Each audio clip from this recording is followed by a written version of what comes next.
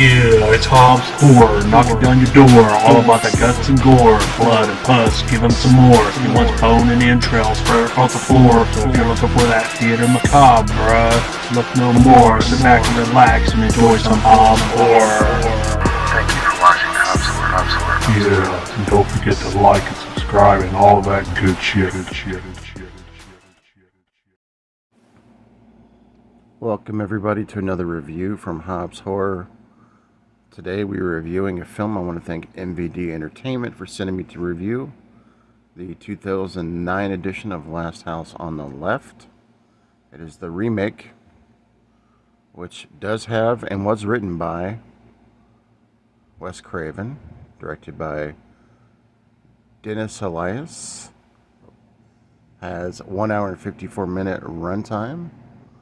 Gets a 6.5 to a 6.7 on the average in IMDb.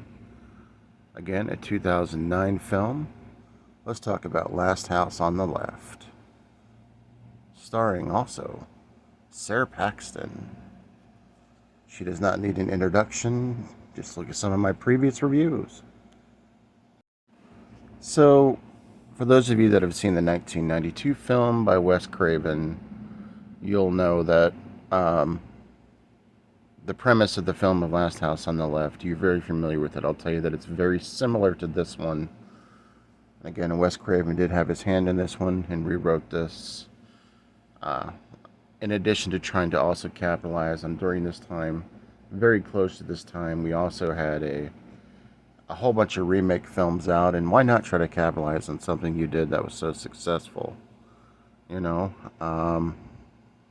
So basically what we have here is we follow Mary, who's staying with her parents. She wants to stay in the guest house where her brother stayed, who unfortunately passed away a while ago. But as she's on the way there, she wants to go hang out with her friend Paige, who's working at this little shop. I don't know if it's like a bait shop or just a little shop in general.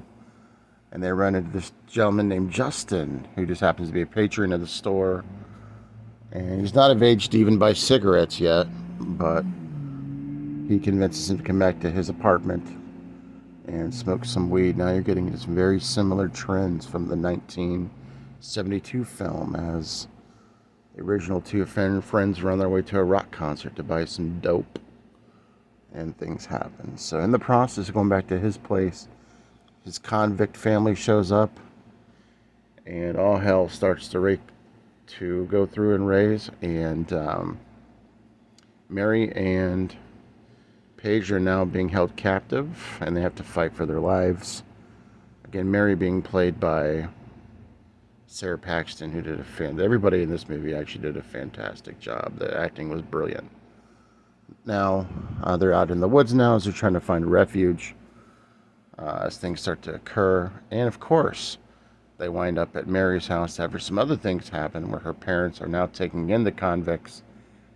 And I don't want to spoil too much of the previous film, but this is a very similar process. It's the remake, because the convicts are saying, we've had an accident, we're hurt, can you help us? Her parents think that she's away with Paige, and their family is trying to help the convicts. Meanwhile, as you know, this is a revenge story. They later get word that they're the ones that are messing with Mary, or have been trying to, or have killed Mary. So now, again, I'm not spoiling anything because I want you to see it. That is the cultivation of this film, of The Last House on the Left. It is a revenge film, and it is brutal. Now, I'll get right to it. This isn't as brutal as the original 72. I don't know that they could have gotten away with some of the stuff that they got away with in 72, but this movie was good. It was very good.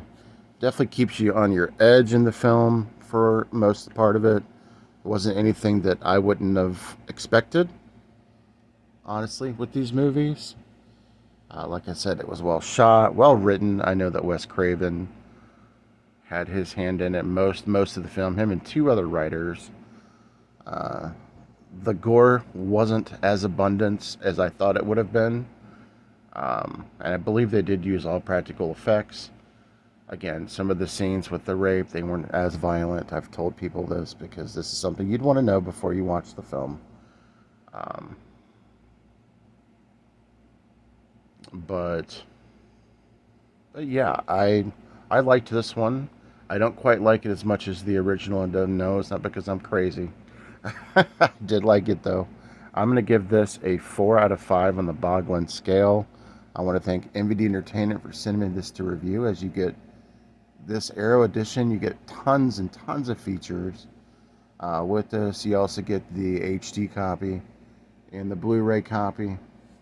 It is loaded with features for the Arrow films. This comes out, I believe, in November of 2023. This is just a bit of an early screener for me to check out and let you guys know about. Let me know what you guys think about this film in general. And we'll talk about the 72 if you want. Wes Craven, rest in peace. Catch up with you later. Peace. This is Halloween. But the pandemic out, man, still a Halloween with a big bag on me looking like a trick-or-treat.